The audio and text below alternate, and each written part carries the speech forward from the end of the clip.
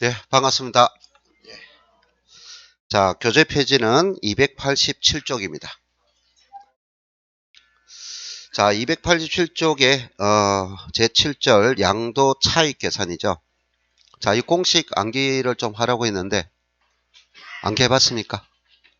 네. 자, 거기 보면은 자, 287쪽에요. 자, 우리가 부동산을 취득했어요. 자, 취득해서 보유하겠죠. 그 다음에 양도합니다.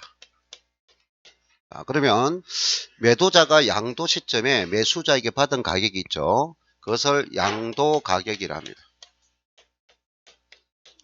자, 이 말 뜻은 모르는 거 아니겠죠. 그죠? 양도 가격.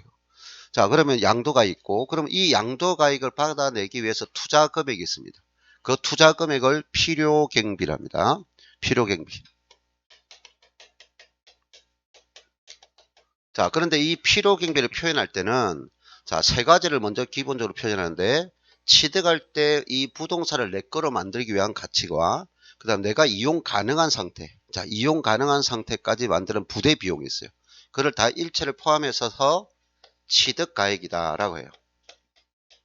자, 그 다음에 부동산을 보유합니다. 그럼 부동산을 보유하면서 추가적인 지출이 들어가는데 그 지출의 효과가 가치 증대를 가져오거나 사용기간을 연장시키는 거 있어요. 그를 자본적 지출이랍니다. 자, 그래서 이거는 어떤 계산 문제보다는 이해적인 문제가 나올 리가 있어요. 그래서 취득가액과 자본지출. 자, 그 다음에 부동산을 팔 때, 처분할 때도 비용이 들어갑니다. 그것을 양도비용이랍니다. 자, 그러면 전체적인 이 비용을 우리가 전체 필요경비를 하는데 대부분 95% 취득가액이 있고요. 요거는 한 5% 정도밖에 안 돼요. 그래서 이 두 개를 묶어서 우리가 기타 필요경비 이렇게 합니다. 그래서 세 가지로 말할 때는 필요경비를 뭐다? 취득가액과 자본출과 양도비 합을 뭐다? 필요경비다. 이 정의를 알아두시고 때로는 뭐다? 취득가액과 이 두 개를 묶어서 뭘 한다고요? 기타 필요경비. 됐나요? 기타 필요경비. 자, 그래서 우리 교재에 보면 287쪽에 287 자, 거기에 계산 공식 있죠. 구조에서 세로 부분이 있죠. 양도가액, 다음으로 취득가액, 그리고 기타 필요경비 돼 있나요? 그래서 취득가액과 기타 필요경비를 합한 것을 뭘 한다고요? 필요경비. 자, 이렇게 됩니다. 필요경비. 자, 그러면 여기서 우리가 차이 나는 금액 있죠. 차이 나는 금액. 그래서 양도에서 차이 나는 금액이 이익이면 줄여서 차익이라고, 차이 나는 금액이 손실이면 차손이랍니다. 그래서 뭘 했습니까? 양도를 해서 차이 나는 금액이 이익이 돼야 되겠죠. 차손이 되면 계산할 필요가 없잖아요. 적자니까. 그래서 차익입니다. 이렇게 해요. 차익. 원래는 이게 소득금액이에요. 이것을. 그래서 우리는 필요경비 공제라고 합니다. 필요경비 공제. 이 필요경비 공제는 모든 양도자산을 양도할 때 다 공제받는 거예요. 그래서 양도 차익. 그 다음 두 번째 공제 혜택을 주는데 우리가 부동산에 대해서는 뭡니까? 현금이 아니죠. 물건이죠. 현물이죠. 그래서 우리가 내가 가지고 부동산을 살 때 지금 현재 부동산이 일단 1억 주고 샀다. 그럼 10년이 지났을 때 그 부동산 물건은 동일해요. 근데 화폐가 떨어지죠. 그럼 1억 주고 살 수 없죠. 자, 그래서 인플레이션이라 하죠. 인플레이션. 그래서 화폐 가치 하락으로 발생해서 부동산 가치에 들어가 있는데 그 인플레이션에 대해서는 모든 물가가 뭡니까? 상승한 거잖아요. 그죠? 그럼 물가 상승의 실질적인 이익이라 볼 수 없다라고 하는 거죠. 그래서 그만큼은 거품이 있는 이익이니까 그거를 빼주자 하는 개념이 있어요. 그거를 장기 보유 특별 공제. 자, 다시 무슨 말 했었어요? 예, 장기간 보유했으므로 공제 주겠다 하는 걸 장기 보유 특별 공제라고 해요. 자, 이것을 두 번째 공제입니다. 그래서 여기서 포인트 되는 장기 개념이죠. 그리고 보유 개념이죠. 이거는 그 말을 붙인 거고 장기간 보유해서 이 낱말에서 이해를 할 수 있죠. 장기 보유 특별 공제. 그럼 방금 내가 거품이 들어간 이익이니까 그거는 실질 이익이라 볼 수 없다 했죠. 그러면 이거를 차감하면은 그 결과를 실질적인 소득 금액이다 했어요. 그래서 양도 소득 금액이다. 양도 소득 금액이라고 합니다. 자, 됐나요? 예. 자, 이거는 물건에 대한 공제. 그럼 마지막 세 번째 공제입니다. 세 번째 공제는, 자, 소득세는 앞에 내가 소득이 출발할 때 소득세 기본 개념이 뭐죠? 합산가세랍니다. 소득세는 뭐 한다? 합산가입니다. 하면서. 자, 여기서 첫 번째, 소득세는 어떤 소득이든지 합산할 때 한 사람 소득을 합산한다. 개인 단위 가세 원칙.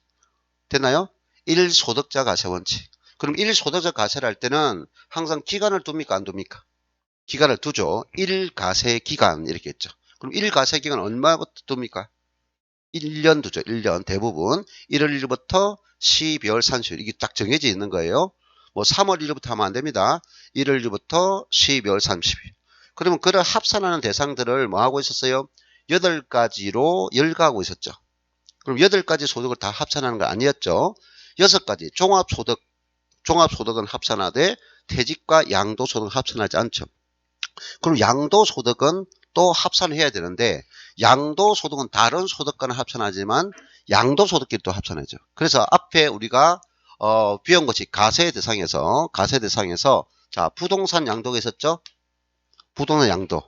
그 다음 부동산상의 권리 용익 물건이죠. 용이 뭐죠? 사용한다는 거죠.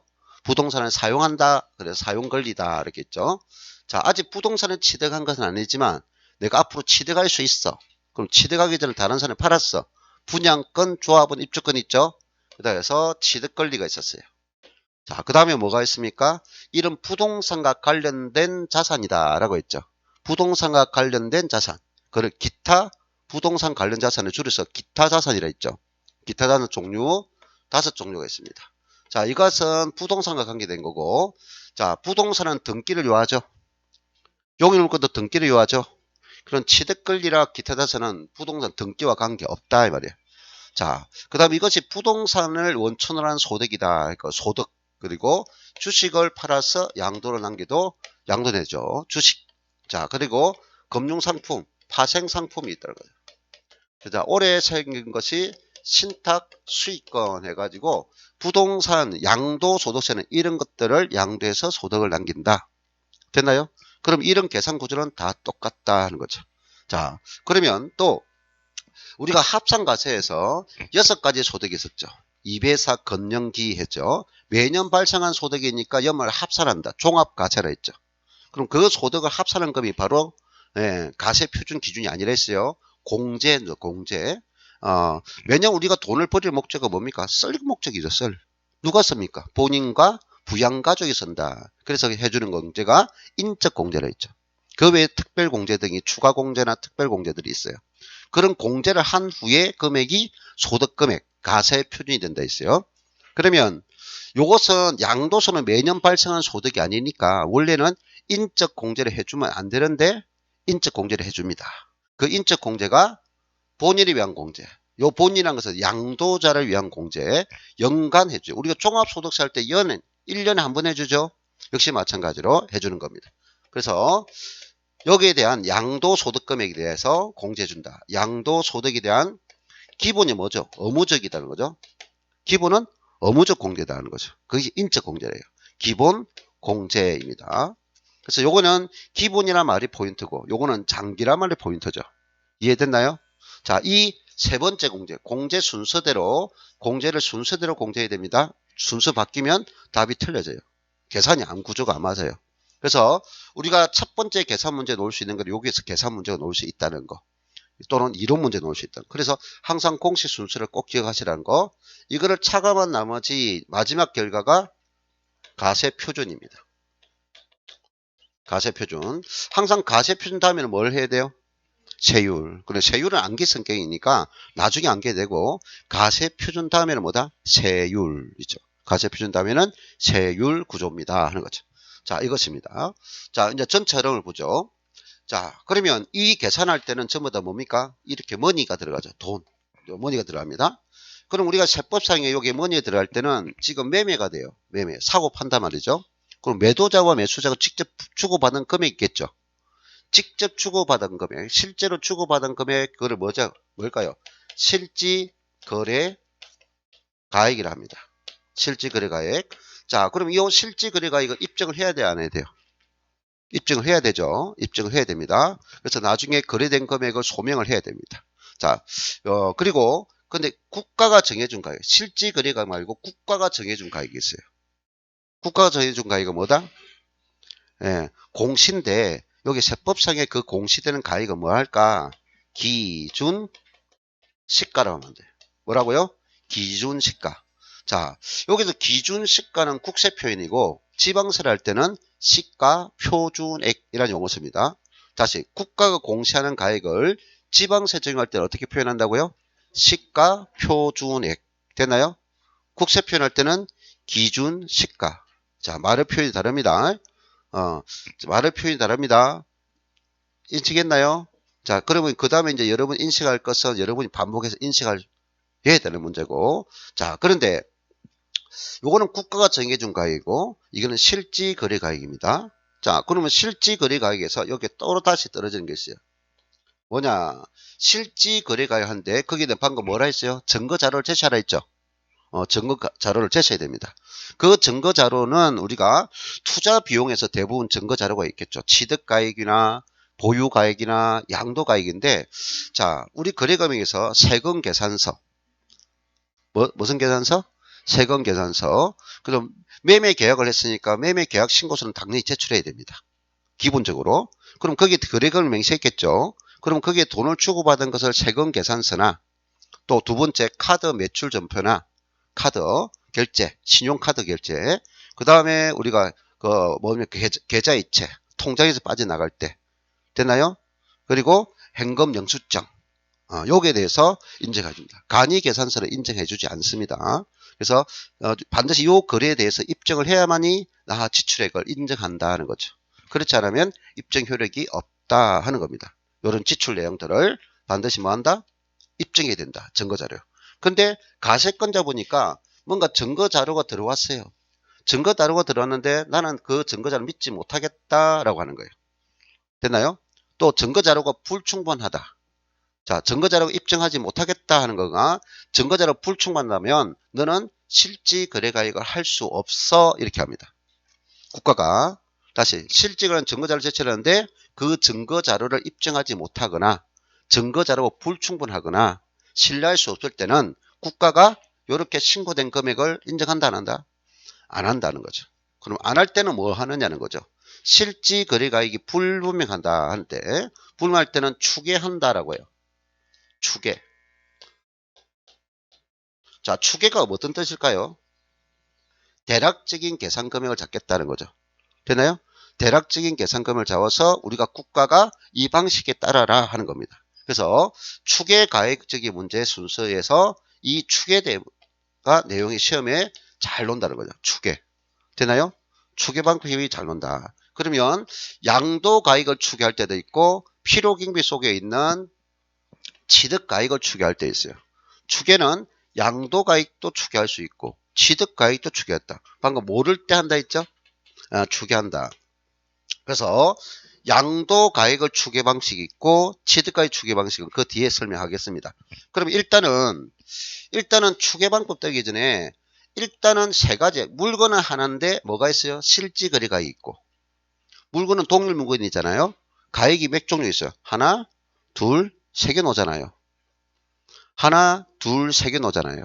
그럼 방금 실지거래가액과 기준시가가 일반적인데 요 실직을 모을 때는 이렇게 되는 거죠. 이렇게 되거나 이렇게 되는데 결과적으로 모든 양도가액, 양도 차익을 계산할 때 양도가액과 필요경비 속에 있는 취득가액은 전부 다 무슨 가액으로 하는 것을 원칙으로 하느냐 하는 거죠. 그래서 모든 양도가액들은 양도하는 물건들은 전부 다 실지거래가액을 하는 것을 원칙으로 한다. 실지거래가액을 원칙으로 합니다. 됐나요? 실질의 원칙입니다. 그런데 방금 원칙이지만 예외가 있죠. 방금 예외는 어떻게 한다 했어요? 예외는 실질거래 증거자료를 제시하지 못할 때 그때 예외적으로 무슨 방법을 쓴다? 추계 방법을 쓴다 하는 거죠. 그럼 여러분이 가장 중요한 포인트는 뭐라고요? 추계 방법이 포인트라고요. 됐나요? 자, 그래서 우리가 287쪽에 보니까 양도가액의 실지 거래가 있고 옆에 기준시가 돼 있죠. 하나는 가액 취득 실지 거래가 있고 하나는 뭡니까? 기준시가 돼 있죠. 예. 자, 그 다음에 양도 차익이 냈습니다.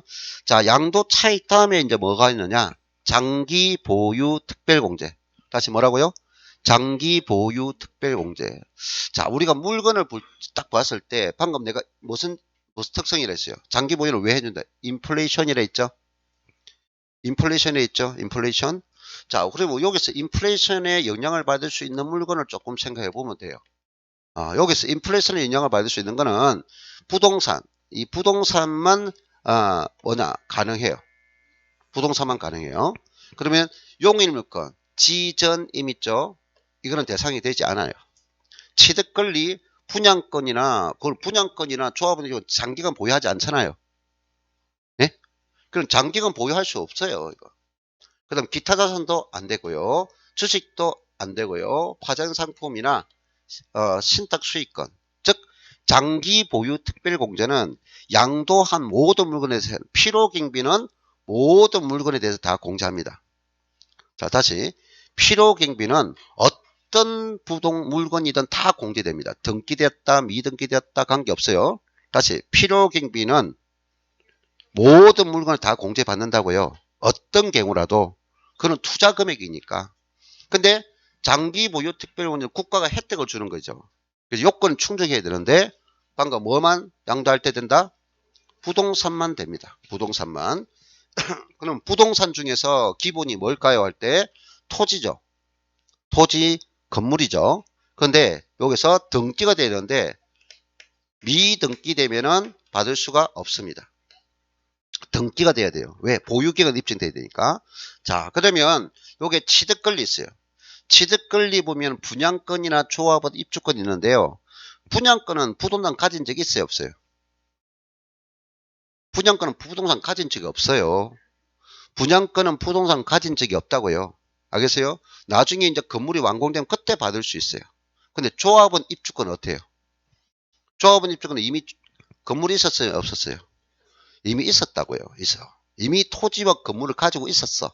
그게 다시 밀고 다시 재건축하니까 조합원 지에 있어서 다시 건물을 헐고 다시 받을 권리라고요. 이해됐나요? 그래서 이 조합원 입주권은 예외적으로 인정한다. 뭘 입주권은? 조합원 입주권. 그럼 조합원 입주권은 그 조합원 입주권은 뭐냐? 기존에 있는 부동산. 기존에 철거되기 전에 기존에 가지고 있는 부동산에 대해서 인정해 주는 거예요. 있었기 때문에. 됐나요? 그래서 그러니까 일단 장기 보유 특별공제는 뭐만 부동산과 그 다음에 조합원 입주권에 된다 하는 거죠. 부동산과 조합원 입주권. 됐나요? 예. 자, 그러면 양도소득 기본공제 있어요. 양도소득 기본공제는 아까 무슨 성격이라 했어요? 일단 항상 전체 흐름을 잡는 게 중요해요. 자, 그래서 이거는 인적 공제를 했잖아요. 양도자를 위한 공제를 했잖아요. 그럼 양도자가 뭘 양도하더라도 부동산을 양도하든 그 다음에 사용권리를 양도하든 취득권리 양도하든 기타 자산을 양도하든 주식을 양도하든 그 다음에 파전상품을 양도하든 신탁 수익권을 양도하든 어떤 자산을 양도하든 전부 다 기본 공제를 받을 수 있다. 무슨 알겠어요? 자, 필요경비는 뭐라고요? 모든 자산에 대해서 다 공제받는다 했어요. 근데 장기 보유 특별공제는 모든 자산이 아니고 부동산과 조합원 입주권에 가능하다고요. 이제 세부적인 내용은 그 다음 또 들어갈 거예요. 이제 끝을 봐야 되죠. 그 다음 양도소득기본공제는 인적 공제이므로 모든 양도 자산에 대해서 적용될 수 있다. 그런데 모든 양도 자산에서 우리가 요거 두 가지 부동산과 사용권리는 뭘 요하요? 등기를 요합니다. 뭐 한다고요? 등기를 요한다. 그럼 미등기되면 될까요? 안 될까요? 안 된다. 방금 장기 보유 특별공제는 이것도 부동산은 등기를 요하죠. 그런데 미등기되면 안 된다는 거죠. 등기를 요하는 자산은 미등기되면 장기 보유 특별공제나 양도소득 기본공제를 받을 수 없어요. 입력했나요? 이해했어요? 근데 필요경비는 투자 비용이랬어요. 등기든 미등기든 관계없어요. 등기든 미등기든 관계없어요. 근데 국가에서 혜택을 주고자 하는 혜택을 요건을 충족하면 공제받는 장기 보유 특별공제와 양도소득 기본공제는 등기를 요하는 물건이 미등기되면 공제를 받을 수 없어요. 자, 여기까지 됐습니다. 자, 됐네요. 그 다음 넘겨서 그래서 이제 세부적인 내용을 들어갈 거예요. 288쪽에. 자, 그럼 다시 볼 때 이 필요경비는 투자 비용이니까 무조건 공제를 한다 있고, 장기 보유 특별공제의 성격을 보면 이거를 무슨 성격이라 하냐면은 물적 공제라고 해요. 무슨 공제? 물적 공제 성격이라 하고요. 물적 공제. 요 양도소득 기본공제는 무슨 성격일까? 인적 공제. 양도자. 그래서 요거는 인적 공제라고 하고요. 자, 이거는 물적 공제. 물건에 대한 공제다 이 말이에요. 물건에 대한 공제다 하는 거죠. 됐나요? 이거는 그 물건, 그 자산, 그래 자산별. 그래서 물적 공제니까 이것을 어떻게 표현하냐?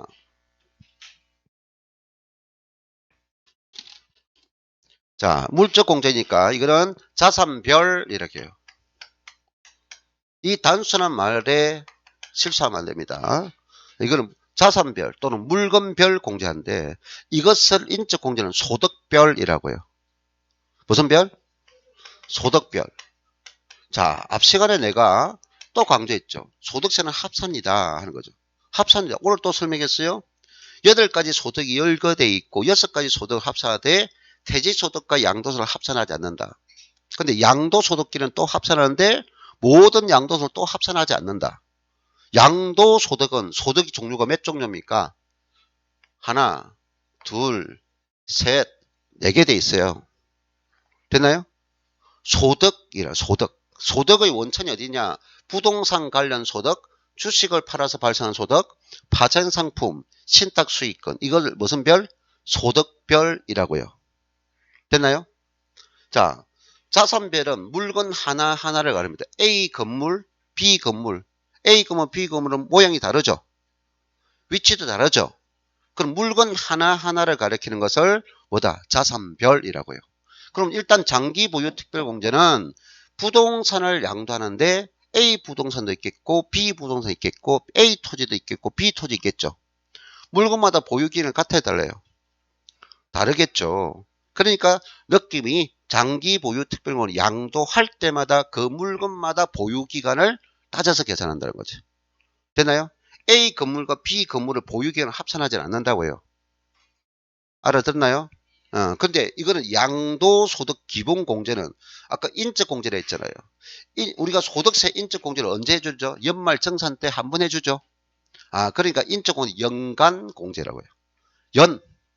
1년에 얼마? 250만원 이렇게 해주는 거예요. 자, 됐습니다. 자, 됐고요. 그 다음에 288조 이제 세부적인 내용 들어가겠어요.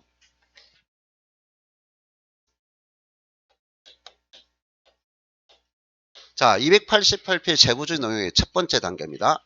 요거 양도 차익을 어떻게 계산하기죠? 공식은 아주 간단하죠. 양도 차익은 뭡니까? 양도가액에서 필요경비를 차감한 거죠. 근데 양도가액은 간단한데 필요경비가 몇 가지 있어요? 취득가액, 자본지출, 양도비가 있다 했죠? 됐나요? 지금 공식 이해 안 되는 게 아니에요. 그죠? 이걸 이해 안 되는 사람 손 들어보세요. 쪽팔려 손은 또 못 드는데 이걸로 모르면서. 네? 근데 이거 모르는 게 아니에요. 이거 물건 팔았잖아요. 내가 가지고 있는 물건 팔았어. 그리고 양도가액이고 이거는 받기 위해 투자 금액이야. 하나, 둘, 셋. 되나요? 취득가액 성격이 있고 야본이 있고 양도비. 그럼 요 안에는 이제 뭐가 있느냐? 그걸 익힐 거다 이 말이에요. 자, 그래. 288쪽에 양도차익 계산이 있는데 가로 1번이 양도차익이란 있어요. 양도가액에서 필요경비 차감한 것. 그럼 가로 2번 갑니다. 양도차익 계산 있어요. 그래서 첫 번째 가운데 보니까 기본적으로 무슨 가액한다고요? 실질거래가액에 따른 방법하고 기준시가에 따른 방법 두 가지가 있죠. 됐나요? 그런데 원칙이 뭐라고 했어요? 원칙이. 실지거래가액을 원칙으로 한다. 그래서 가로 3번 갑니다. 자, 3번에 보면 양도가액과 취득가액 대응 있는데요. 자, 밑에 양도 차익을 계산할 때 양도가액을 실지거래가액, 우리가 세법은 공법입니다. 또 내가 매 시간 올 때마다 계속 말하고 있어요. 세법은 공법입니다. 여러분 스스로가 판단하지 마세요. 법률상의 주어진대로 그 문장 그대로를 내가 받아들여야 돼요. 자, 그러면 실지거래가액으로 따를 때는 취득가액도 실지거래가액으로 하고, 양도가액을 기준시가에 따르면 기준시가에 따른다. 자, 다시 뭐 했어요? 양도가액을 뭘 했다면? 실지거래가액을 했다면 그 필요경비 취득가액도 뭐다? 실지거래가액 하세요. 그럼 양도가액을 뭐 했다면? 국가에 정해준 기준시가로 정했다면 취득가액도 뭐 하세요? 기준시가로 하세요. 간단히 말하면 뭡니까? 양도가액과 그 투자금의 필요경비는 취득가액은 동일가액 기준이라는 거죠. 무슨 원칙이라고요? 동일이 뭐야? 같은 가액 기준이라고요. 동일가액 기준. 됐나요? 동일가액 기준. 됐습니다. 자, 밑에 보면은 별 표시가 있을 거예요. 적은 글씨지만 몇 년부터? 2007년부터 실지거래가액에 따른 양도차익 계산을 전면적으로 시행하였다라고 했죠. 됐나요? 그리고 방금 또 강조하죠. 원칙이 뭐라고요? 실지거래가액 원칙이다. 그러면 기준시가는 원칙이 아니죠. 기준시가는 실지거래가액 못할 때 추계방법 다음으로 노는 거예요. 추계방법 다음으로 노는 것이 기준시가다 하는 거죠. 예외적으로. 자, 그래서 따라 기준시가는 취득계산서의 분실 등으로 인해서 취득 당시 실질을 확인할 수 없는 경우에 한산 취득가액 구하는 경우 또는 가세권자가 추계조사 결정하는 경우 등에 한하여 제한적으로 사용되고 있다. 또서 강조합니다. 양도차익 계산할 때 금액 기준은 뭐라고요? 실질거래가액 원칙이다. 그럼 예외적으로 뭐 한다? 추계나 기준시가를 한다. 그럼 밑에 확실히 정리된 거 있어요. 표 있죠? 표. 원 1번이 있죠? 원 1번 원칙이 뭐라고요? 실지거래가액입니다. 라고 했어요. 자, 그 다음은 특례 있어요. 특례는 실가가 확인 인정되지 않아 추계 결정됩니다. 추계 결정. 자, 그럼 추계 결정이 났어요. 그러면 첫 번째 양도가액 추계가 있고요. 자, 보게 양도가액을 추계할 때 1번 돼 있나요? 1번 뭐 돼 있나요? 매매 사례 가액이라 돼 있잖아요. 매매 사례 가액 돼 있잖아요. 취득 가액 있죠. 양도에 차감하는 취득 가액 있잖아요. 이 취득 가액도 1번이 뭐가 됐나요? 매매 사례 가액을 하세요. 자, 그럼 매매 사례 가액 뜻만 이해하면 되죠? 내가 실지거래가액 하려는데 실지거래가액을 인정하지 못하니까 뭐한다? 추계하세요 있잖아요. 어? 그럼 추계하는 가액이 뭘 한다? 매매 사례 가액을 가져오라고요. 그럼 매매 사례 가액이 뭡니까? 거래 사례잖아요. 그러면 매매 사례가 내 겁니까? 다른 사람의 물건입니까? 그리고 내 것이 아니라 내 물건과 내가 지금 거래한 물건과 동종 유사성이 있는 물건에 대한 거래 사례라고요. 여러분 학개론에 맨 끝에 가면은 감정평가 있어요. 그 감정평가 3방식 있잖아요.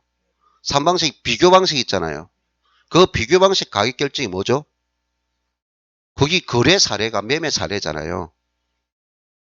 거래 사례나 거래가 매매나 똑같은 말이잖아요. 참 조심하기 어렵다. 표현만 다르다고 해서 좀 못 알아듣는. 매매 사례, 거래 사례 같은 겁니다. 낱말이 중요해요. 우리가 낱말만 잘 익히면 돼. 매매 사례입니다. 됐나요? 그럼 이 매매 사례 가액 한다 하는 거 입력했어요. 매매 사례 가격. 자, 이 거래 가액은 거래 시점, 양도일, 그 다음에 이 취득일, 전후로 3개월입니다. 몇 개월? 3개월 거래 가액을 취합한다 하는 거죠. 그리고 매매 사례가 없어. 내가 내 부동산과 같은 것이 자주 거래된 적이 없어. 그럼 사례 수집을 못하겠죠. 사례 수집을 못하니까 그 다음 단계로 넘어가요. 그래서 그 다음 단계로 우리가 두 번째 감 돼 있죠? 감정평가가액이라고요. 무슨 가액? 감정평가가액. 자, 감정평가사가 전문가죠. 감정평가사가 공시한 가액이다. 그럼 이것도 내 물건 가액 감정 아니에요? 다른 물건들의 감정 가액이다 이 말이에요. 사례입니다. 역시 몇 개월일까요? 3개월입니다. 자, 이제 여기부터 그러면 첫 번째와 두 번째까지는 같았어요, 달랐어요?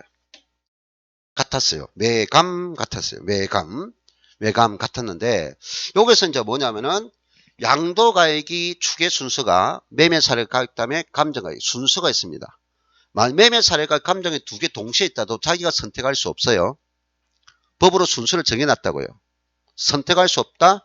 법으로 순서를 정해놨다. 매감입니다. 그러면 양도가액이 매매사례 또 없고 감정가액이 없다면 그때는 추계가액을 하지 않습니다.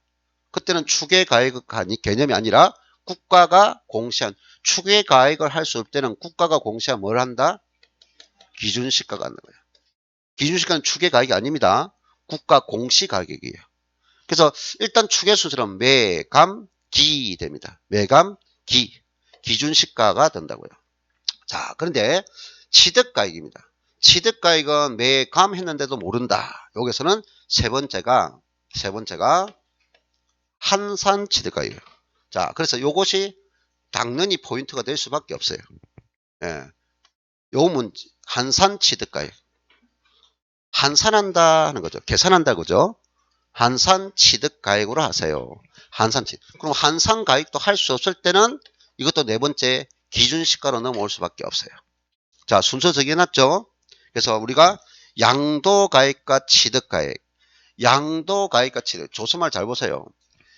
양도가액과 취득가액을 추계할 때는 뭐다? 양도가액 또는 취득가액을 추계할 때는 매매사례가액과 감정가액과 한산가액과 기준시가 순으로 정한다. 맞다고요. 단 양도가액은 한산가액을 할 수 없다 이 말이에요. 그럼 만약에 양도가액만 추계한다는 한산가액을 말을 들어오면 안 되고, 예, 취득가액을 한산할 때는 한산가액이 들어오더라. 되나요? 그래 문제 여러분 풀 때 이 개념적인 문제를 계속 언급한다고요. 분명히 어려운 내용도 아니고 많은 내용도 아닌데 이거를 틀리고 있어요. 안 됩니다. 자, 이제 강조해서 었습니다. 자, 됐습니다. 자, 그러면 289쪽에 보면 이제 적용 방법이 있는데 양도가액이 첫 번째 뭐였죠? 지금 이제 순서를 다 설명했어요. 그대로 가면 원칙이 실지거래가 있다. 단 실가가 불명합니까? 추계했는데 추계 순서는 뭐가 된다? 매감기순이다. 되나요? 매감기순이고 취득가액입니다. 취득가액을 1에서 3 실지거래가 하되 매매사례가액과 감정가액 적용한 경우 있죠. 예.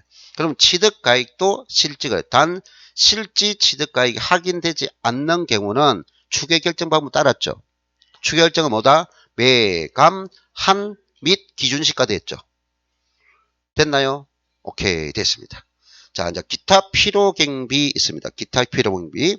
기타 필요경비는 뭐가 됐나요? 기타 필요경비는 아까 무엇을 두 개를 했어요? 이 전체가 필요경비를 했죠. 이 전체가 필요경비를 했어요. 근데 두 가지 나누면 취득가액 95%가 있잖아요. 그럼 이거는 5%밖에 안 되니까 묶어서 뭐 한다? 그래 기타 필요경비. 되나요? 필요경비는 이 세 가지를 정하는데 또 다르게 하면은 취득가액 플러스 기타 필요경비. 기타 필요경비 뭐와 무엇을 합한 거다? 자본적 지출과 양도비를 합한 거야. 됐죠? 또 모르겠다 하면 안 돼요. 지금 정해준 건데. 근데 내가 지금 무조건 모르겠다 하면 도저히 납득이 안 돼. 입력을 못해서 하면 이해되는데 지금 정해졌죠 말을. 이거 전체가 뭐라고요? 필요경비. 또 어떻게 필요경비 세 가지를 말하니까 대부분 95%는 취득가액을 한 개 언급한다면 나머지 두 개는 기타 필요경비. 기타 필요경비 뭐를 말한다? 자본출과 양도비 합. 됐습니다. 자, 그러면 기타 필요경비에서 취득가액을 실지거래가액 적용할 때는 뭐와 무엇을?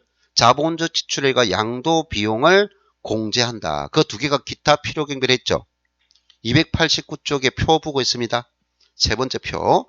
자, 근데 취득가액을 별표하세요. 취득가액을 매매 사례가액, 감정가액, 한산취득가액 및 기준시가를 증할 경우는 필요경비 계산 공제를 적용합니다. 필요경비 계산 공제를 적용합니다. 자, 이제 요거 설명 들어보죠.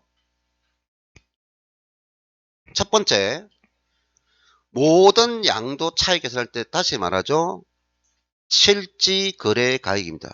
참 천천히 하고 있어요, 지금. 실지거래가액을 합니다. 되나요? 그럼 실지거래가 할 수 없을 때 지금 뭐 한다고 했어요? 추계가액입니다. 그럼 이 추계가액은 내 물건 거래입니까? 내 물건이 아니라 했잖아요. 내 물건이 아니라고 했어요, 분명히. 그럼 기준시가는 내 물건인 것은 하지만 이거는 실제로 거래된 것이 아니라 국가가 공시한 거죠. 그냥 국가가 이 금액으로 하라고 정해준 거예요. 자, 그래서 우리가 여기서 뭐냐면은 필요경비적인 문제에서 필요경비 설명합니다.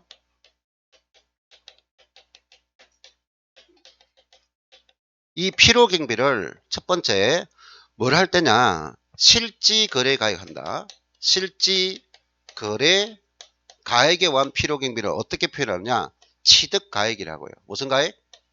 취득가액과 플러스 뭘까요? 자본적 지출 있어요.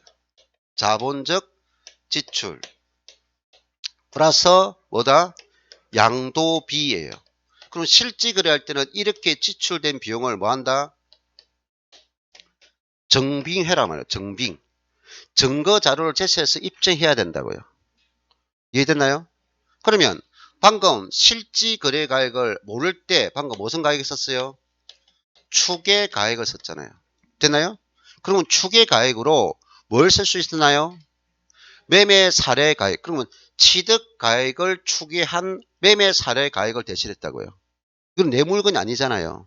그러면 매매 사례가액 할 때는 내 물건 가액이 아니기 때문에 자본지출과 양도비를 쓸 수 있느냐? 없다 이 말입니다. 알겠어요?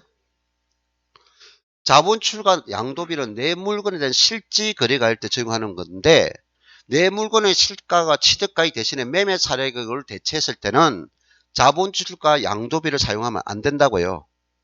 내 물건이 아니기 때문에. 그러면 매매 사례가액을 할 때는 국가가 정해준 가액을 해라. 무슨 가액? 국가가 정해준 가액을 해라 하는 거죠. 그러면 매매 사례가액 말고 무슨 가액 했을 때도 감정평가가액도 내 물건을 대체는 했지만 실제 내 물건이 아니죠.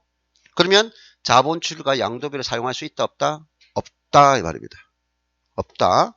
그래서 그 다음 또 뭐 했을 때도 한상가액 그리고 취득가액을 추계가액인 매매사례액이나 감정가액이나 한상가액을 대체했을 때 또는 한상가액도 몰라서 추계가 아닌 뭐를 정했을 때 기준시가라는 가액으로 대체했을 때는 원칙이 뭐 하면 안 된다?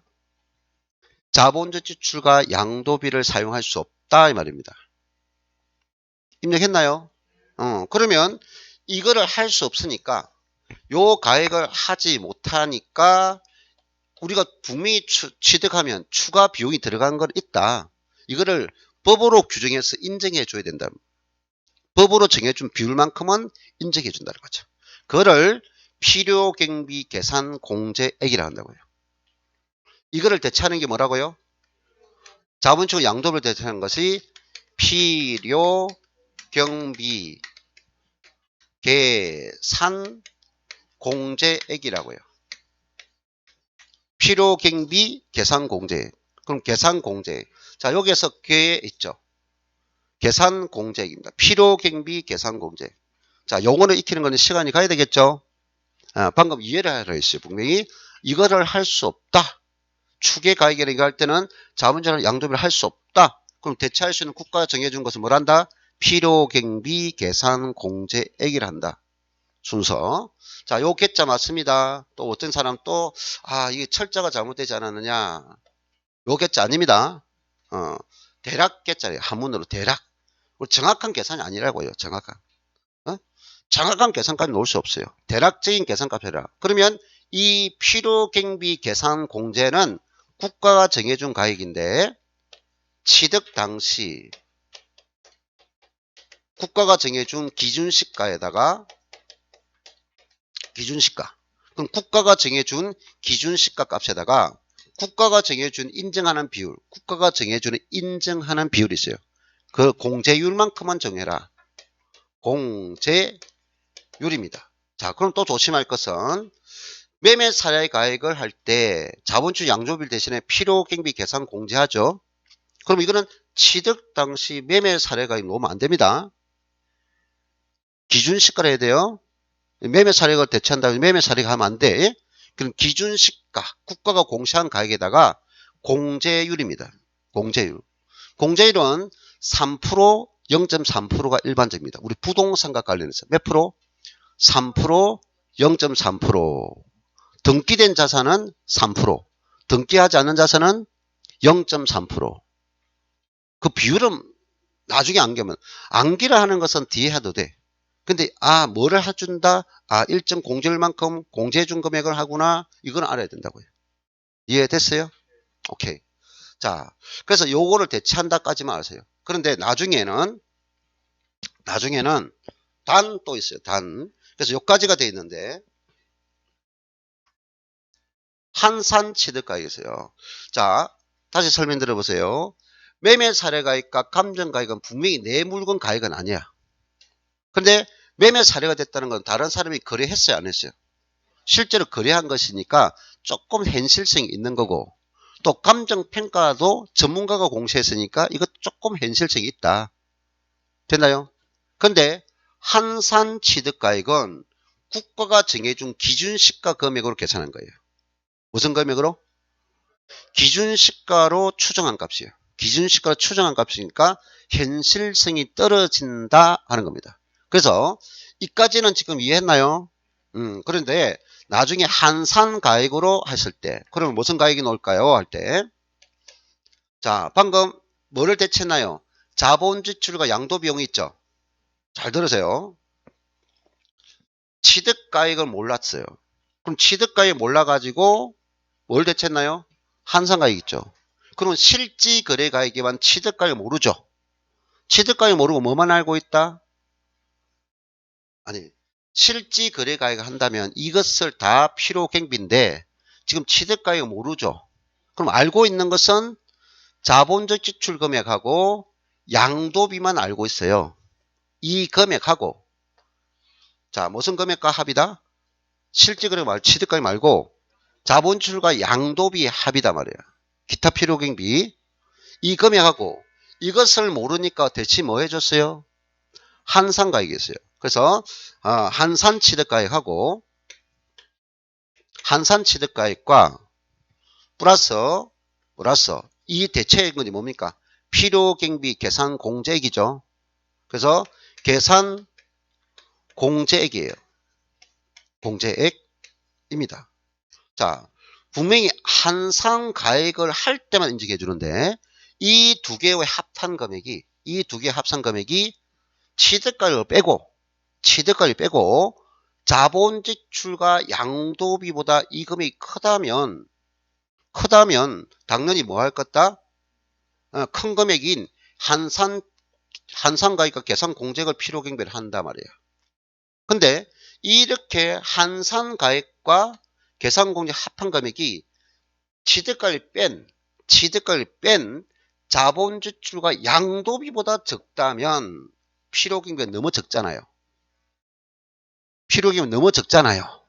그래서 우리 국가가 너무 적으니까 요 가액을 하지 않고 오히려 차라리 자본주의 양도비 금액을 필요경비로 하라 이 말이에요. 자, 나중에 동영상 보고 되돌려 가지고 생각해 보세요. 자, 됐고요. 289쪽에 이제 2번 있어요. 추계 있죠, 추계. 추계 결정 경정이 있습니다.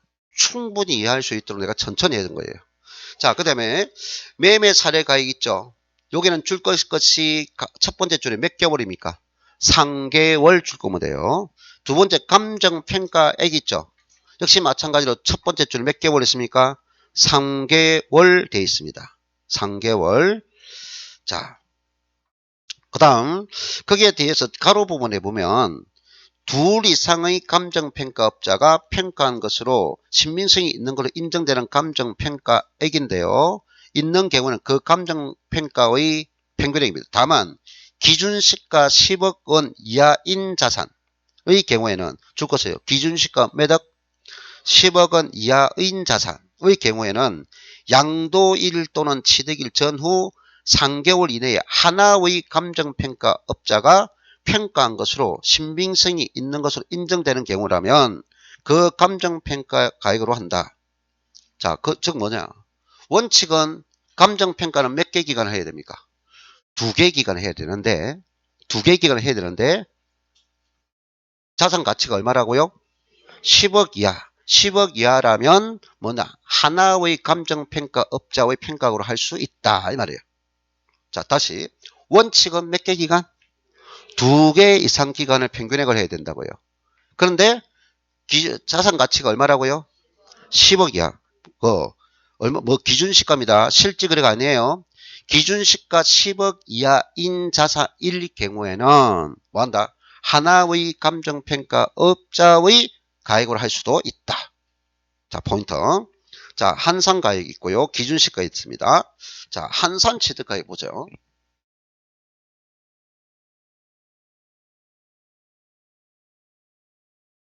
그림이 딱 한 번 해봤는데. 자, 한산가액이라는 것은요, 양도가액은 한산가액을 할 수 있다 있어요, 없어요? 양도가액은 한산가액 적용하지 않는다 했죠? 취득가액만 한산가액을 적용한다 했죠? 자, 여러분이 지금 학계론의 계산 문제 좀 나오죠, 그죠? 근데 그 계산 문제는 복잡한 계산 문제 아니죠? 네? 자, 전부 다 비율이에요, 비율. 우리가 여러분이 지금 우리 배우는 공식들은 전부 다 비율밖에 없어요. 비율은 곧 뭐다? 분수다. 비율은 곧 뭡니까? 분수라고요, 분수. 자, 우리가 물건을 팔아요. 물건을 그 판매가 속에는 뭐가 들어가 있나요? 원가란 게 있죠. 본인 투자 금액 있죠.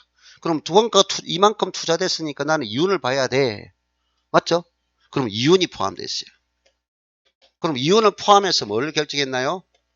판매가라는 걸 결정했어요. 판매가, 매가, 판매가, 매출 가격 이렇게 다양한데 이게 여기서는 우리가 판매가가 뭐냐? 양도가액이라는 뜻이죠.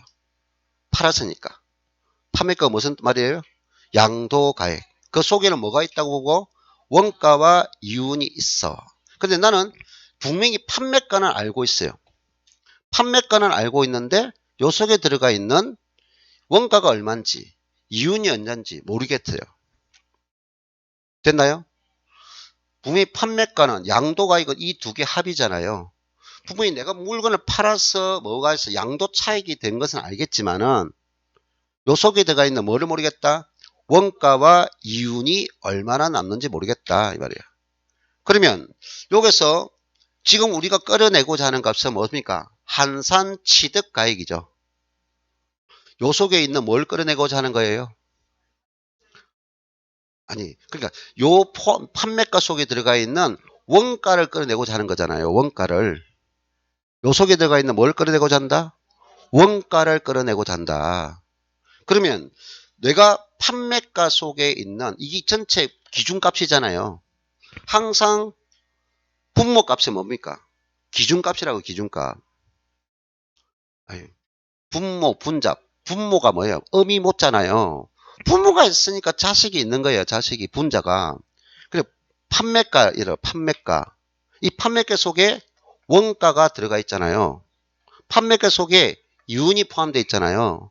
그럼 판매가 속에 원가가 들어가 있는 퍼센트 이 비율을 여러분이 안 알았다고 생각합시다. 이게 뭘까요? 원가율이라고요. 판매가 속에 원가가 들어간 비율을 알고 있다면 원가 구할 수 있어요? 없어요? 자, 판매가가 5억입니다. 네? 여기 70%예요. 이거 알 수 있어요? 없어요? 아니, 분모 있고 결과값 있으면 분자는 곱하면 되잖아요. 그럼 공식 논리는 끝났다고요. 무조건 밀어붙이기 암기하지 말고 간단히 생각하면 공식 다 암기된 거예요, 지금. 논리가 정의됐으니까 암기되던 거예요. 지금 뭘 알고 있어요? 판매가. 결과적으로 한산취득가액은 일단 뭐 속에 들어가 있다? 양도가액 속에 있다는 거죠. 어디 속에 있다고요? 그 양도가액이 뭐예요? 판매가죠. 됐나요? 이 양도가액에 곱해주면 돼요. 무슨 비율을? 비율을. 이 원가 비율을 곱해주면 된다고요. 방금 이거 비율 알면 지금 이거 구할 수 있었죠? 그러면 우리 법에서 이 비율을 어디서 가져오는 것만 알면 되잖아요. 이거 비율 알면 구할 수 있으니까 이 비율은 뭔데 이 말이에요. 뭔데? 이거라고 이거. 이 비율 공식이 뭐라고요? 다시 이 비율 공식이 이거라고요. 분모 분자라고요. 그러면 이게 매가죠 매가? 판매가죠. 그럼 이 판매가가 뭐냐? 실가가 아니고 국가가 정해준 가액이라고요. 뭐라고요? 국가가 정해준 가액. 그러면 이것은 어느 당시 가액입니까? 판매가는 양도했으니까 양도 시점 가액이죠. 원가는 어느 당시 가액입니까? 취득 당시 가액이죠. 자, 다시. 방금 분명히 이거까지 이해했어요. 이거 알면 구할 수 있다. 그럼 이 퍼센트는 이거와 이건데 판매가는 어느 시점입니까? 양도 시점. 원가는 취득 시점. 그럼 이제 공시항이 끝났어. 억지로 암기하지 말고 다시 판매가는 어느 시점? 양도 시점. 원가는? 그럼 누가 정한 가격일까요? 국가가 정해준 가액을라. 그러면 요거는 판매가 양도 시점 기준 시가. 양도 당시 기준 시가. 되나요? 방금 원가는 언제라고요? 그러니까 취득 당시 기준 시가. 그럼 바로 원가율이 나오잖아요. 자, 그래서 여기에다가 한산가액 계산할 때는 양도가액 속에 원가 들어가 있다. 그리고 여기에 원가 비율을 곱할 거라고요. 그 원가 비율 공식은 암기를 무조건 하지 말고 판매가죠. 어느 당시? 양도 당시 찾아보면 되고 요거는 어느 당시? 취득 당시의 누가 가져오니까 국가가 정해준 가격 기준시가 기준시가를 하면 된다고요. 암기했나요? 오케이. 그러면 한산 취득가액이 계산됩니다. 그래서 그 공식 보세요. 289쪽에 한산 취득가액 있죠. 앞에 양도 당시 가액이죠. 뒤에 곱하기 해가지고 비율이 어찌 돼요?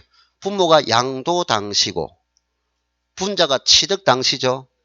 방금 왜 그렇게 했는지 설명했나요? 오케이. 이해됐으면 됐습니다. 자, 그 다음 이제 두 번째 시간부터는 좀 속도가 빠를 겁니다. 첫 번째 시간이 전체 흐름을 반드시 봐야 된다. 그래서 안 지우고 있는 이유가 찍어가지고 연구를 좀 하세요. 알겠어요? 어려운 부분이 분명히 아니니까. 엄청 잘 봅니다. 자, 조금 이따 보죠.